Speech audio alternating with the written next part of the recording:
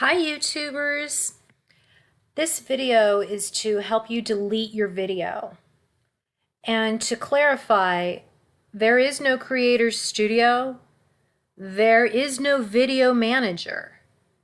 All these videos told us to look for your Creator Studio and your video manager, and it doesn't exist, so it's really frustrating.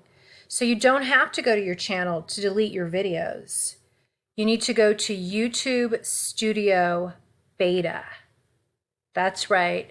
Has nothing to do with all those other videos I saw. YouTube Studio Beta. Then you go down here to videos. It's practically hidden. It took me a while to figure this out.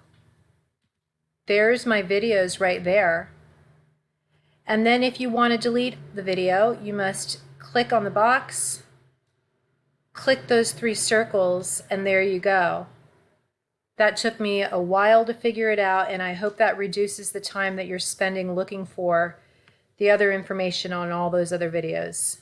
Hope that helps.